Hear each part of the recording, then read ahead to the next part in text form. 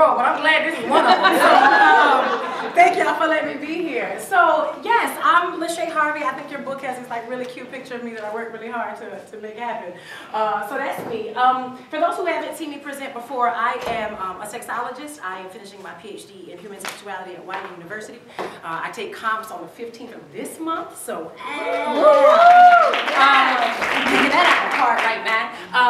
And then just stuff, like, so I teach at the University of Baltimore. I teach a course on sexuality, and I teach a course on gender. My students think I'm the livest professor that they have, and I'm like, that's possible, but that ain't the point. I want y'all to get the knowledge. So that's great. I'm from the great state of Georgia. Yeah, I'm a country girl to the end. Went to undergrad at the University of Central Florida in Orlando, so with all this stuff that's happening in Florida, I'm highly pissed. But we're talking, that's another conference that we'll talk about at another time. So today, what's probably going to happen, well, what is going to happen is I'm going to actually recap for those of you who may not have been in any of the past workshops that I did. We're going to do a little recap and see where you're going and why you're forced to sit here with me today in this process. And then we'll go. So a few things, I'm a country girl and I talk, and I want y'all to do the same thing. So if you got a question, bam, straight up, hands in the air, let's go. We don't even have to play the games. I really don't even want y'all to raise your hands. I want us to like be us, but you know, it helps to keep things in order. Also, if at any point in time something just kind of triggers you and makes you feel like, oh, she is totally talking about me, like we in church, I'm probably not, but feel free to express that if you so choose. And then we'll go from there. So without further ado, let's talk about sex, shall we? Yes. I hope that's what y'all came here for. So actually, there it goes, there it goes. No, hold on. It's taking y'all too far up. Let's take it all the way. Here we go. There we go. I don't know how that happened, but we'll do it. So in doing so, I hate PowerPoint, so I just like Prezi because it moves and it's cute. So we're gonna move with y'all here. So let's do it. The first year I was here, we talked about sex, yes, but we also talked about how do you want to be sex, right? You want to walk it, you want to sleep it, you want to smell like it, what you want to do, right? So part of this conversation is going to talk about how you are going to become sexually happy. And if you already are, kudos. You're going to tell the rest of us how you did that. And what the process was to get there. So in the first year, what we essentially talked about in our group, and it was live and wild, were myths and biases within our own communities. And some of those myths look like no studs. Studs couldn't be together. They couldn't love on each other only in fantasy. Because that's gross or that's gay. And I'm like, really? Is it gay? Okay, fine, so be it. Then we talked about you couldn't date no bisexual because she was just going to rip your heart out and kick it out and then spit on it and then mail it to your mama and say, look what I did to your child, right?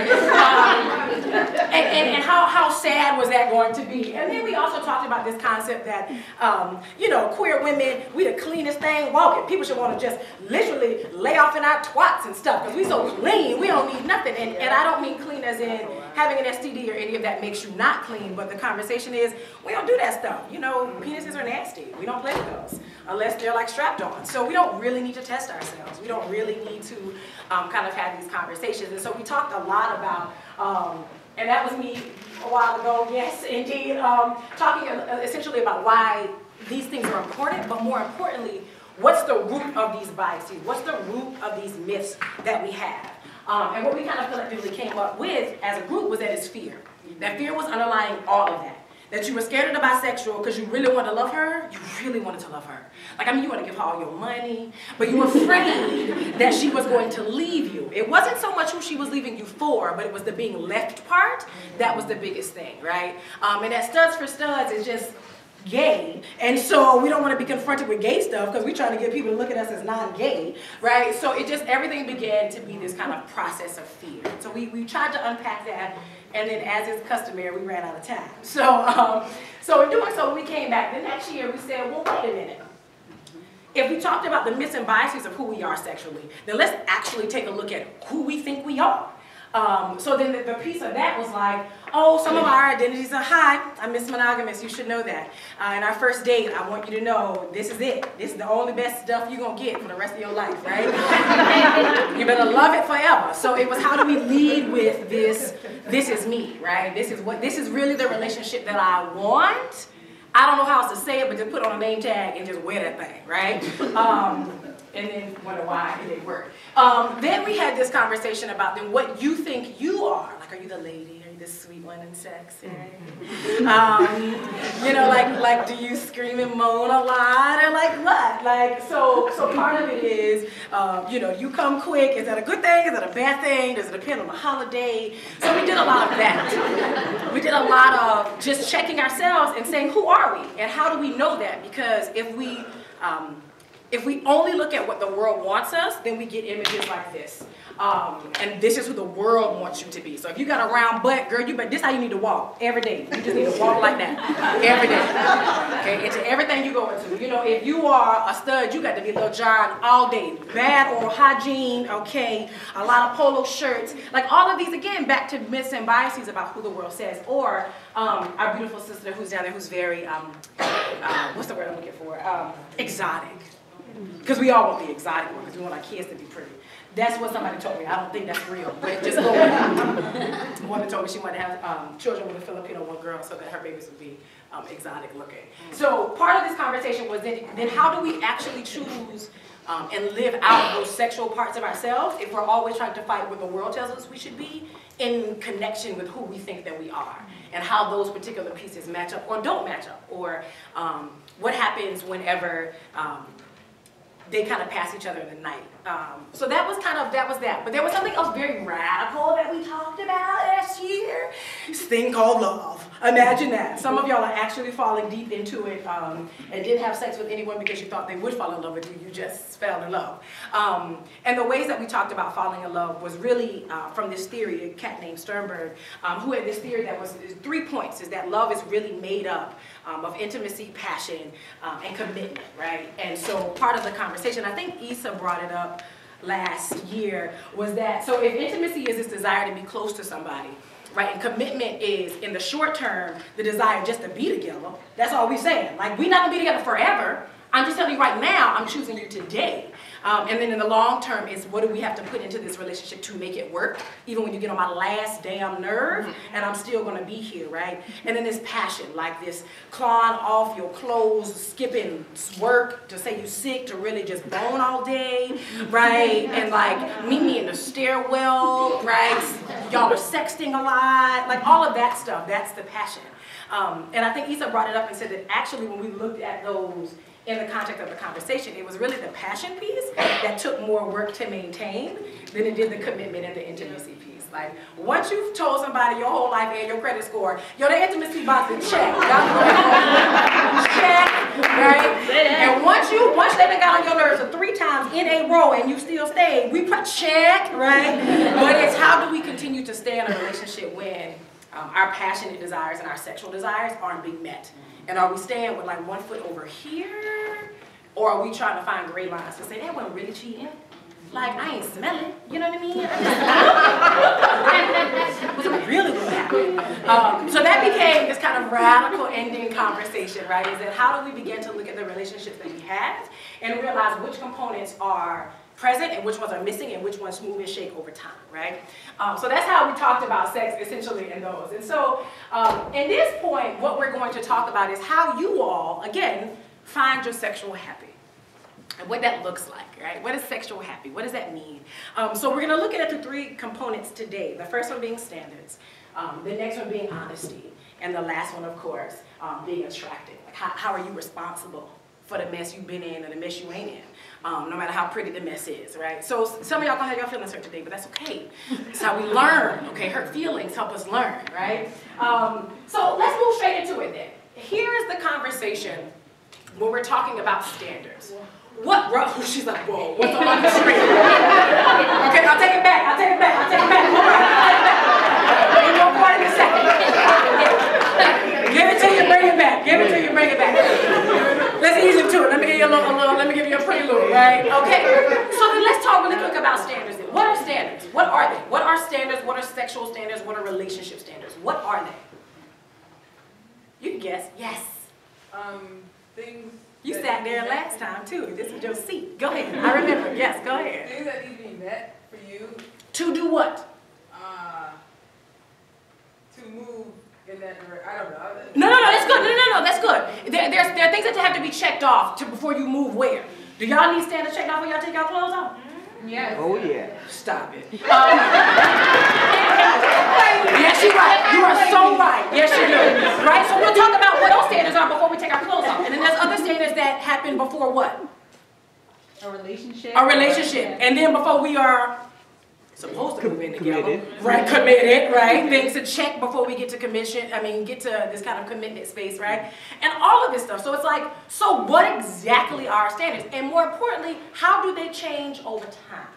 Right? So some of y'all got standards now because of what the last chick did that one time. And that's just unfair because you hadn't really thought about that until it happened, right? So part of it is how we think about standards. So I'm easing y'all in now. That's the easy, bam, okay? So some of y'all standards look like this. She's got to be educated. She or whomever they are. I'm saying she, but really I'm saying whomever your partner is. And whomever the type of partner that you want is that these are some of your standards. They got to be educated. And by educated, I mean not on the streets, but I mean they got to have a degree, and something other than basket weaving. Basket weaving is accidentally difficult, right? So they got, they got to have a job. We'll get to if it's a good job later, but they need a job, right? And they need to have some of the best puss on this side and the other side of the Mason-Dixon line. Period. Okay? Period. They need to have kids. They need to not have kids, right? So what really happens is standards actually began to sound like a checklist of what you will and won't take. But really, they don't really have a lot of thought behind them. It's just like, nope, because the last time the chick with the kids or the last time the chick without the kids, and you're like, but is that really what? Like, can we actually say that? Or are you just giving a list of no's? Like a list of people you're not going to deal with, right? So some of these, the men less than 2 years. Y'all, some of y'all are real serious about that, okay? We'll talk about that in a minute. So this is kind of what standards. Oh yeah, did we talk about Jesus? All that. All of these could be standards, right? They got to know the Lord as their personal savior. So in this moment, what you're going to do is you're going to push yourself. And I want everybody to pull out a piece of paper and a pen or your phone, text it to yourself, take a picture, I don't know. But you need to document. I want you to document what your standards are. So I'm going to let you do that. I'm going to take it back to the tree in case y'all want to grow off the tree. But I want you to write down a list of standards, sexual and otherwise. Start with your sexual standards first, okay? I know, y'all like, that's so backwards. Like, we're supposed to talk about love stuff. Yeah, we'll get to that. Take your time. Okay, so write down your sexual standards first. Now listen, like cap it at like 3, because we got to move on, okay? Don't try to have a whole list of sexual standards. But give yourself about 3, so think about it. And if you're here with your partner, don't think about them, just really think about the standard itself, regardless if your partner was giving it to you or not, or your partners, right? So I'll give y'all, here's y'all, in case y'all need to be reminded what some of your standards are. Take a few seconds. And by a few seconds, because you should know these things, right? Like, should we already know our standards at this point, right? Some of y'all like, that's really why we're here at this conference, is to see if we can find some of them standards tucked away somewhere. So write them down. So once you give me like three sexual standards, then give me maybe 2 relationship standards, okay? And then maybe give some standards of yourself. What do you expect of yourself? What is a standard in a sexual relationship, intimate relationship, a non-sexual intimate relationship, whatever? What are the things that you even check for yourself?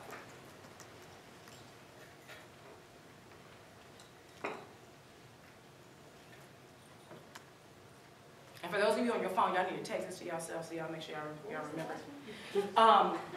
It was an example of what are your standards in a non-sexual intimate relationship, because those do exist. I know we don't think so. A sexual one? So a sexual one, a relationship one, and we would like to believe that sex is in the relationship, but it don't have to be. And then another relationship, maybe standards that you have in a parent-child, or a parent, you being the child, or work, whatever your standards are, write it down. Okay. So, keep writing, but I'm going to keep moving, okay? So you're writing down what your standards are, right? Well, here's what we're going to do. This is for all the boys and girls, BOYs, girls and women with W's, and everything on the outskirts and everything on the in-between, okay? Whatever the continuum is, if you own it, write.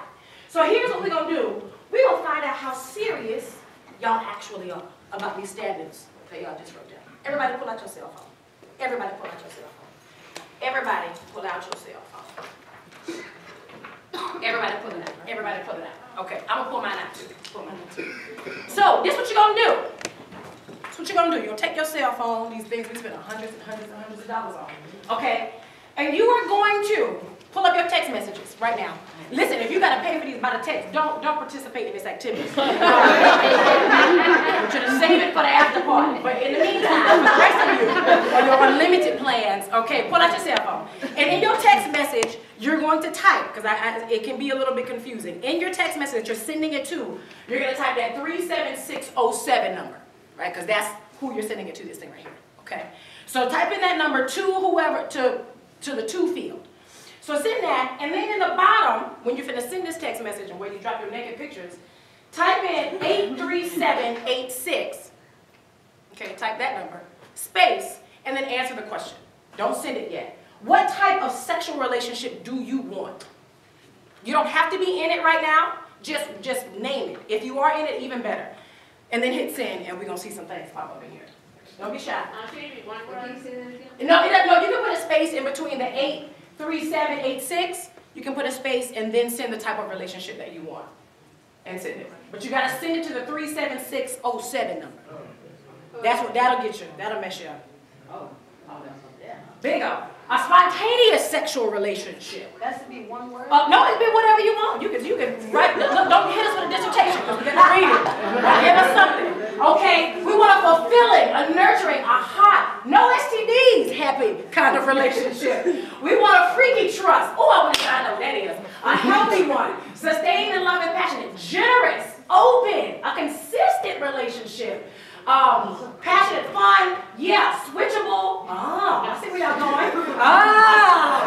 Okay. Freaky, fun, all day, honest. Okay, so stop sending me these texts. Stop now. Stop sending text messages. Stop. Free flowing, open, and confident. Okay. So these are what y'all want. Oh, look at y'all, all that. Watch this. I'm gonna look, all that. Watch out, I'm gonna move y'all on past. I'm gonna move y'all on past it. I got to go.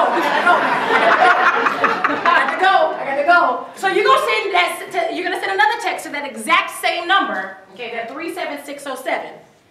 And this time you're gonna type the word code. Well, you're gonna type. I'm sorry. You're gonna type. That says nah. You know, is this? Are y'all tripping or nah? Right? Just go with that. This is stuff I learned in Baltimore. Have you told anyone this?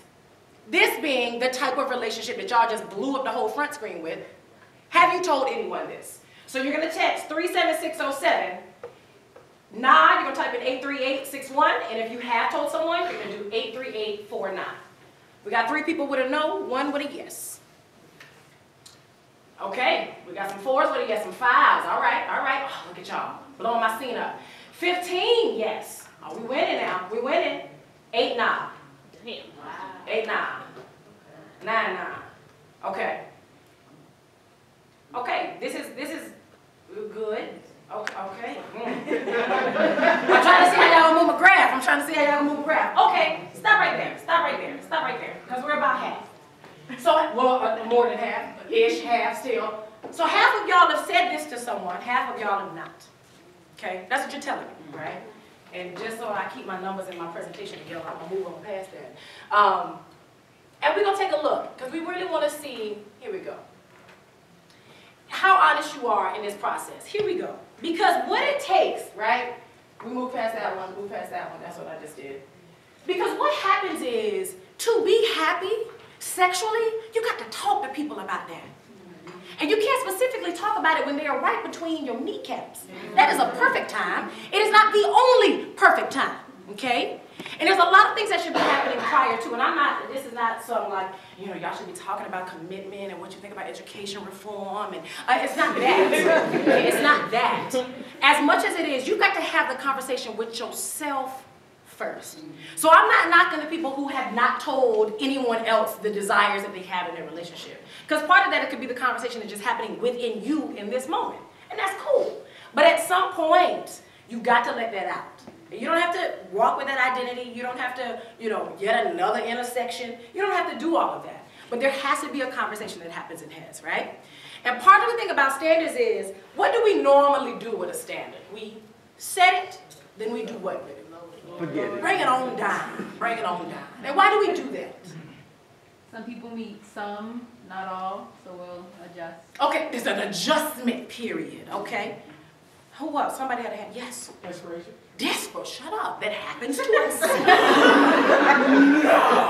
Right? Well, if ain't nobody gonna walk past this dude in about 30 days, so I got to pick the next thing that walked through him. It don't matter if it's got teeth or not. We just gonna pick it up.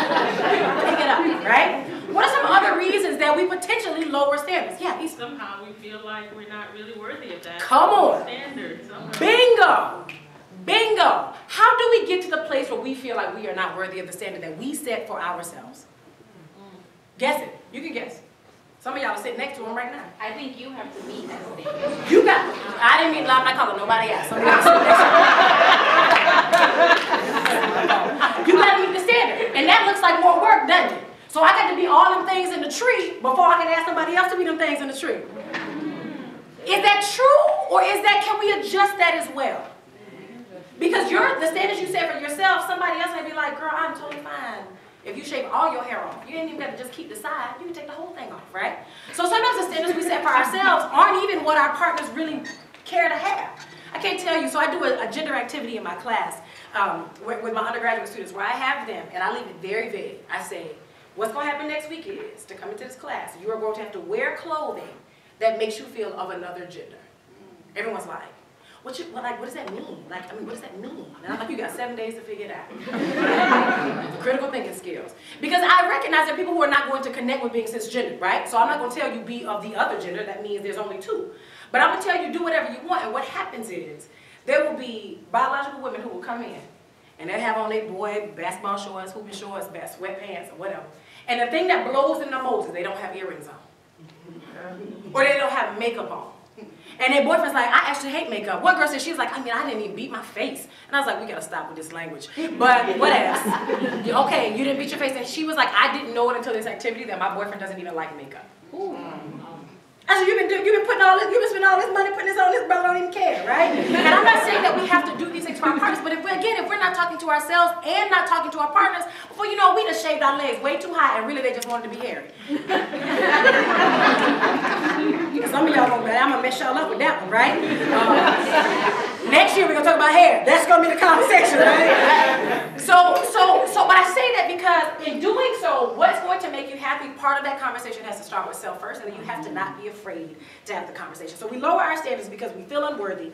But the places that we get those messages from are whom? Family, friends, religion, media, everything. So part of the conversation is we have to find a way to step up out of all of that and be like, okay, I'm gonna come back. I promise I'm gonna come back. But in the meantime, I gotta figure this out for myself, right? So part of what dictates even our own standards are our community, are those around us, right? And doing so. So part of that conversation, so we talked about standards, and then we talked about honesty, right? So that piece that y'all just did was talking about honesty. How honest are you that you're having these conversations with someone else, right? So this is where I'm gonna take y'all to next. This is where we're gonna go last. What you're going to do is you're gonna pair up, okay? You're gonna pair up in twos. If you so want to make a threesome, that is fine as well. What ifs? So pair up in two, preferably with someone that you don't know, but it doesn't matter because you're gonna get up and walk around this thing in a minute anyway. So if you want to start with comfort and familiarity, that's fine as well, okay? So do that, look at each other in the face, like do that crazy thing where you look at each other in the eye for like a second too long. No more than a threesome, no more than a threesome. That's as much as we gonna do in here. No orgies.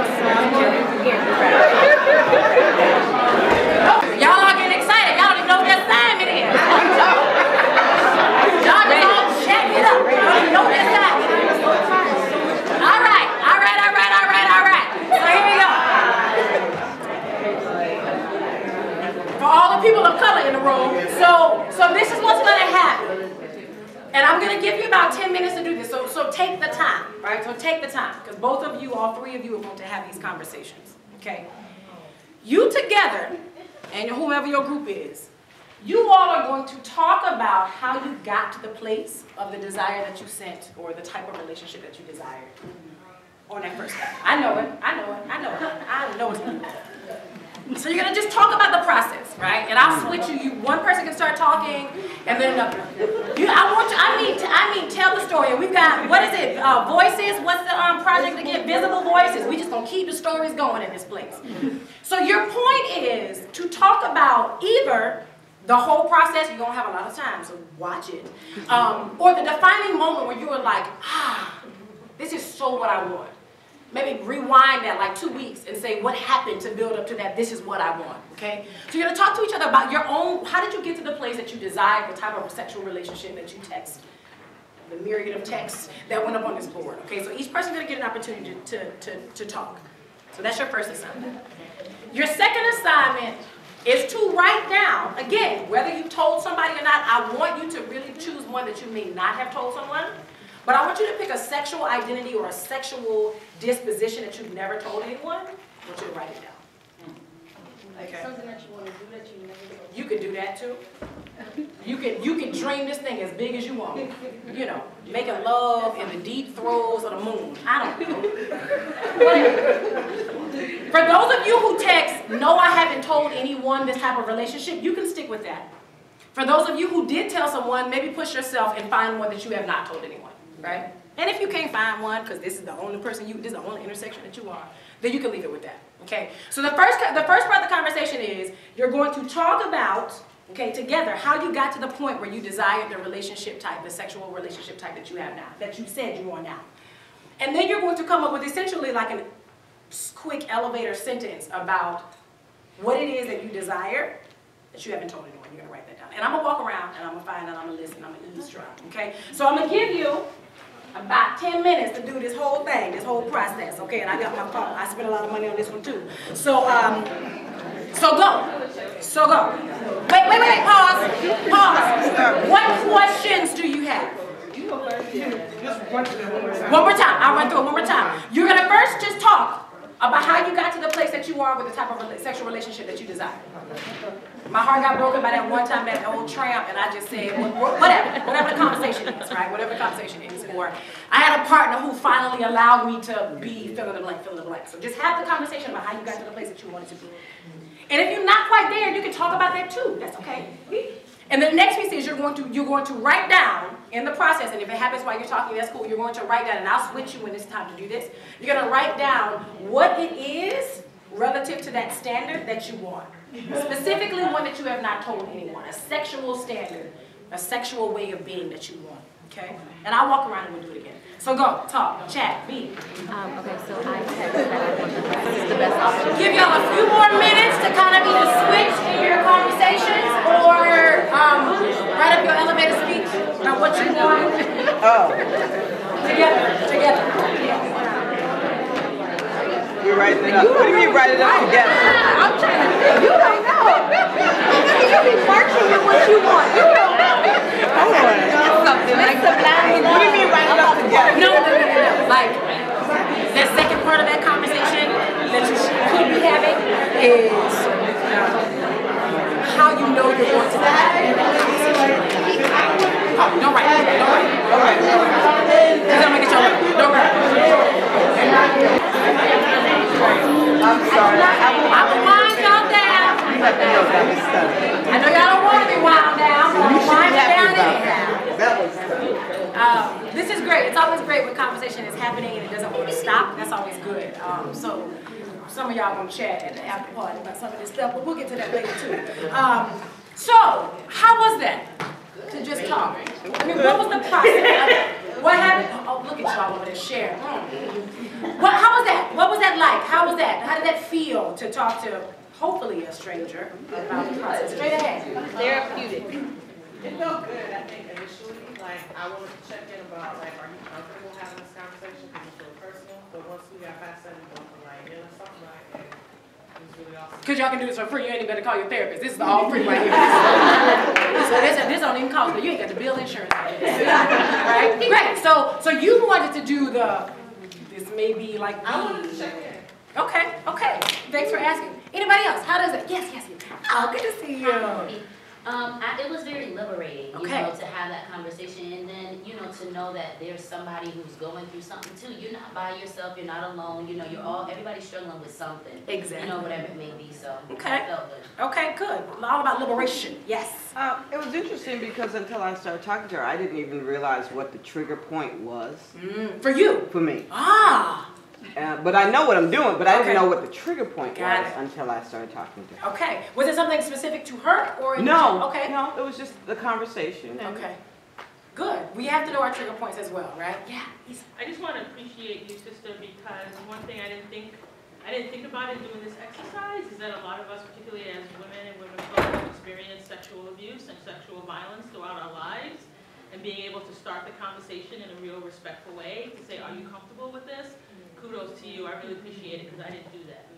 And how tired are we of being bound connectively around sexual assault and sexual abuse? It's like, can we have another, does anybody want to write another story for us, right? You know what I'm saying? So part of that conversation is even we begin to normalize even what we already assume has happened to almost all of us in this room, right? Or to some degree, right? Absolutely. Anybody else? The process, how was that? Okay, great. Y'all are good. Yes. All right now, I see you. Also, I agree with that totally. I didn't do check-in. I know at the beginning, starting off, I was kind of like, I'm going first. you didn't even want to acknowledge it. Wait, say that again. That you were going through it? Say it again. When we were sharing before we started, I was like, oh, I got to go first. Ah, you was over to just pull I away. made the assumption that she would be totally comfortable going ahead and starting that. What gave you that assumption?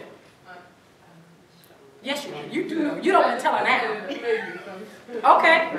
Anybody else found yourself like, so who gonna go first? Right. Yeah, same. But overall, it was very liberating. Okay. You know, I'm extremely shy and a little bit awkward. Stop that. So having that conversation was like, oh, okay, this is cool, and just being like affirming too. Okay. It's affirming, right? It's affirming. Yes. It was difficult, but be so vulnerable. Ah. Even though I know her. Even though you know her. Is that where the vulnerability came in? Is that I know her. She might not know this about me. Yeah. Right? Exactly. Exactly. Yes. I was challenged by it because you were asking us to say things that we hadn't said to our partners who were intimate with. So I had a little moment. I was like, you're gonna have to give me a second. Did you? See? Because it's powerful, people. Do you understand what I'm saying? Did you find that you still told the story that was causing you to pause? No, I didn't. You changed your story. I didn't change the story. I edited it. Because You did a little editing. I was editing demon actually in between my ears because I was just like, a lot of this stuff, and I don't know. I just feel like so much of it for us can be so heavy. Yes. And it doesn't, sometimes it's just surrounding that intimacy and what we've never expressed, you know. Don't get me all emotional. It's all right. Emotions are okay in this room. Emotions are allowed in this room. Yeah, you know. But how can we manage to not share things with our intimate partners? They shave our twats for us. If you're into that thing. You know, they sit in the bathroom with you while you're pooing, okay? If you're into that as well. Yes. I was somewhat surprised that I was willing to speak what I wanted to a stranger, but have not necessarily said this particular thing Come on. to an intimate. Come on. Come on. So in a weird way, you know, saying it is liberating. Yes. Right? So saying it, you're freeing yourself from keeping it. Yes. It's like, oh, I don't want to say that in case this or that or change. But in a whole other way, it's very easy because I may never, I mean, I hope I do because we had a nice conversation, but I may never see her again. Right, I don't want to give you my like sexual sex stuff and then like leave because then we'll be whores. Yeah. but it was very liberating to say something, and I've been married and divorced and dating now and whatever, and have never said this to anyone. Yes. So it was nice to identify with it and, you know, think it certainly, but to finally speak. Sure. Even if we allow ourselves to think it, right? Because sometimes we have to get there before we can even talk about like having a conversation with ourselves. Yes. Thank you for sharing about divorce and marriage. I want to speak to the point that she's making about being able to say it out loud to somebody else, and I think it's important because a lot of times we need to say important things to other people to make sure that we can say the words before we try to give the words to the people that they matter to. And so I think that's why it's partially easy in this instance, because you needed to know first that you were capable of saying it before you were capable of delivering it to the proper people. Here and then back over this way. So I don't really know if this, is for most people in this room, but definitely for me, the reason why sometimes it's so hard for me to express myself, even though I do know how to, I still feel vulnerable about certain things, is that for a good part of my life, and even just now, in my life, I find myself hiding, what I feel from everybody. Why do you do that? Because I think it's a safety, mechanism. It's just how, you keep your thoughts, whether it be talking about your sexuality to people not wanting to hear it, or, talking to your mother, she's like, oh, you need to go see God. Or, I see God in the trees every day. I feel like you hide yourself, they know that I'm gay. Or I don't know if I call them, they're going to hear that I'm black, things like that. You keep little things away from so many people, so many times in your life. It's just another thing, just piling on to it. Exactly. It's another way to negotiate, what we're giving, what we're not giving. Yes. I'm going to comment. I was just telling her to do the same thing. I think it involves with me putting my needs before people before my own. Shut up. You do that. Who else in this room does that? Okay. And so it just feels like I think I hold back a lot because I'm afraid of judgment. And because I don't do that to other people, so I really can't control people's response. I'm working on that. But you're trying to. Yeah. And so are you. By not telling, we're still trying to control the situation. Talking to her also just kind of, when you put something out there, it makes it real. And that's why I think I was raised, I'm like, oh man, so once you said, you can't take it back, because it's out there. It's out there. And so it's like, it's confirmed. And it was nice talking to her, because I was like, you know what? We actually had similar life experiences. And so I think I was doing, I don't know a lot of people. So it was weird that I could just buy whatever. I'm sitting next to a woman who went through the same hurts and pains and life experience, and we were like, wow, this is how we connected with her. So go figure. Exactly. That's pretty much it. Exactly. Wonderful. Yes. For me, this exercise was very moving because it actually built on a conversation that I had last week with two of my gay male friends about, sex and sexuality and how I was feeling because of like just some really bad sexual relationships that I had been in the last couple of years. And so for me to actually express, kind of like get deeper into the root of why I was feeling what I was feeling, it was just amazing to really express like, this is what I want, this is what I'm affirming for myself, and this is how I'm going to move forward as a part of some preliminary work that I need to do before I enter into something else. Come on now. So, and I got something to say. Y'all better come on, get around. Because I'm going to pick what you said. Yes, I want you to get your thought. Yes. I also thought it was really interesting that it doesn't really matter where you come from, your background, your age. It's like everybody's kind of having similar situations going on, or maybe not similar, but everybody has something that they haven't given or, expressed about sex and sexuality. And maybe people aren't as liberated as they think. Come on now, you better say that. All right. Or that we haven't found all the ways to be liberated, right? And so to your point, why do we find ourselves in so many bad sexual relationships? You define bad how you want to, but you're still going to answer the question. Why do we do that to ourselves? We talked a little bit about like how someone can meet your standards and look really good on paper, but then there is not like this chemistry, right? So you're like, well, the person's really good, so I should just stay, and then you're not being fulfilled sexually. Right, and then you just get all these subscriptions to all these porn sites, right? Yeah. Hope that they're free. Yes. You don't want to be called selfish. You don't want somebody to be like, well, just want what you want type of thing. That you don't fulfill me. So shouldn't we all just want what we want? Right? Yes. Like, is that right? Like that selfishness, you're like, don't say that out loud, people are gonna think I'm crazy. Because basically what you're saying is, because if you're not good and I leave, then they're gonna look at me like I'm crazy. Right? If you're not good at this, then you're gonna be crazy. Well, Yes. sometimes it starts out fantastic.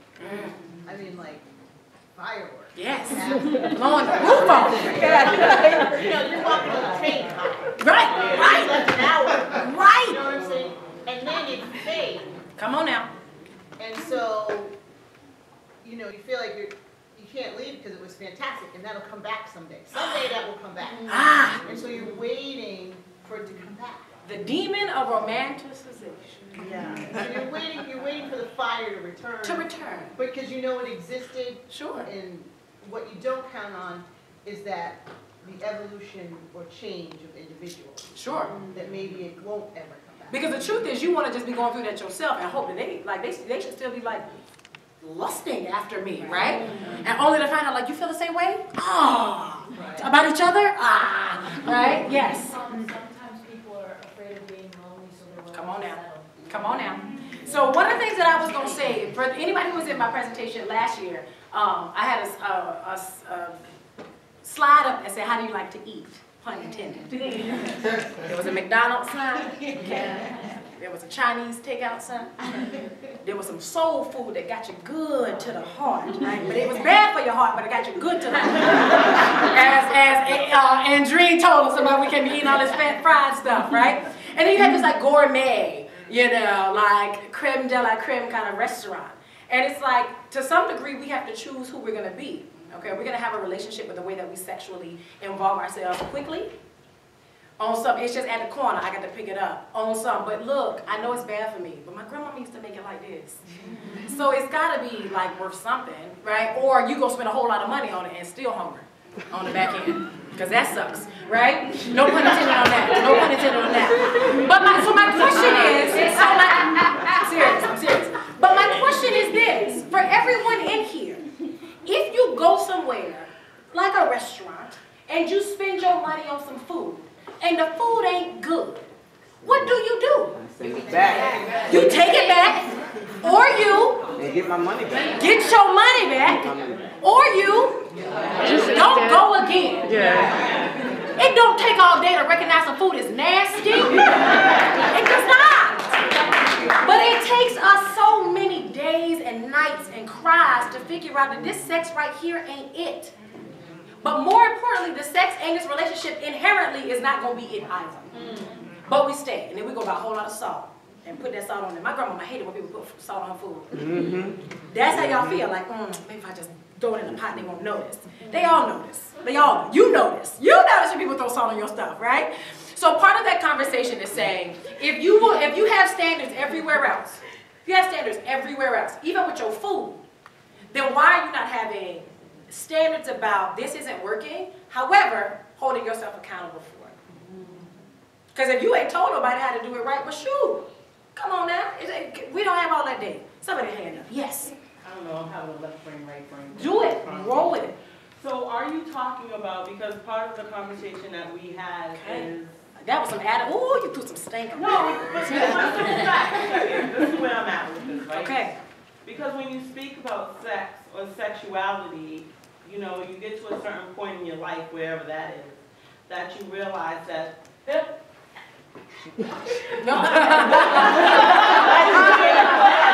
Look at that projection that just happened. She just knew everybody was judging her. She was ready for that call. Right. You get to a point in your life where either you realize that sex and intimacy are connected, or you realize that they're, you know, they circle each other in a relationship. And once you have that realization, you come to realize that the sex isn't giving you the intimacy. Right. So when you talk about the intimate conversations we were supposed to have, where I'm at is that regardless of how good or bad the sex was, there was no intimacy. Exactly. So I was just trying to clarify a conversation because, you know, you bring it down to, you know, how do you like to eat? But the thing about it is, if I'm looking at you like you got 3 heads anyway, I'm not going to want to do that. You're not going to want to. Oh, but we do something. We just kind of like blot out. Yeah, we like, but it's hollow. It's hollow. And then you're hungry again. I don't remember the sister who said when she used to eat McDonald's, you're like, I'm going to get them dollar hamburgers, give me 10 of them. And 2 fries, and you eat them and still hungry. Hello? That's not by design, right? So as we think about our standards, as we think about how honest you have to be in this world to kind of get those sexual and intimate relationships up. Y'all are finna do some real hardcore stuff right now, okay? You all are going to write down on your sheet of paper right now or on your phone, just write this down. Write this down. You're gonna write, I am. I know, y'all can already get an answer. I am. Okay. You're gonna leave yourself a nice little blank. Okay, nice little blank. Happy. Okay, on the end of that blank. I am, long blank, happy. And what you're going to do in this moment, you're going to get up off your feet. Okay, you're gonna leave all your stuff there, except maybe this paper in your hand. And I'm gonna give you a second before you get up to think about what is this fill in the blank. Because what I want you to do now is to really, so we dug deep and we dug a little deeper, right? To say like, I'm actually going through something right now. This hurts. Why is she sitting talking about this stuff? And for some of you who are like, girl, please, I got the best boy in the world. I ain't going through nothing. Yeah, okay. Right? Yeah, okay. The fact is we attract all those things that we say. So if you say, I don't want that, I don't want that, guess what you're going to get? All that you don't want. The minute you say, God, that sex was so good, but, ooh, you're getting a whole lot of butts, asses, all of it in your face. All of it in your face, okay? All of it. And so part of the conversation, especially with the other women that I talk to, everybody wants to blame the partner for what went wrong. We all everything goes wrong with everybody involved. Okay, nothing goes bad overnight, and nothing is just one person's fault. Because you saw them signs when they walked up on you, and you looked right past them anyway. You saw them three heads. You saw them. They're all there. You and all of it, right? They got the teeth. They smell good. Right. All of it. All of it. Whatever your weakness is, they're going to have it, right? And so part of that last piece of attraction is who we attract, right? And what part we play in that attraction. So in this moment, y'all are finished. Boast the energy in this room, and y'all gonna attract everything you want. So whatever you write down right now that you say you want in terms of a sexually happy relationship, okay? Think about it or write it down right now. Y'all are gonna get up and you're gonna tell 4 people. Ooh. I know. Wait. Look at y'all. Get all antsy. Look at y'all. Get all antsy. I'm gonna tell it to you again. You're gonna get up and you're gonna tell 4 people. Look, I don't know you. I'm not your litmus test on honesty. And you by all means don't have to be honest in here with us. But for those of you who want to and want to push yourself further, I encourage you to. I'm going to get up and I'm going to walk around too. Get my mind right. Be honest about what it is that you want to make you sexually happy. And you can write it down or you can just say it in your head. It would be better to write it down because I want you to say the same one to 4 different people. What is the sentence? So we're not filling. You're writing the sentence, not me. Wait. The sentence is I am the blank. So we're gonna fill in the 4 blanks. Happy. Whatever, you're gonna fill in the sentence to make it say whatever makes you sexually happy, whatever that is. And maybe that's my fault. The happy really shouldn't be the last word in the sentence. You see, the happy isn't really the last word in the sentence. That's my fault. I'll go back and look at my subject and verb agreement. Sorry, that's actually not the last word in the sentence, right? But I am blank happy. You can fill it out if you want to, but I really just want you to say, you are going to live in that moment right now. So if it is, I am in an open and happy relationship, you're going to say that. If I'm in a celibate and happy relationship, you're going to write that.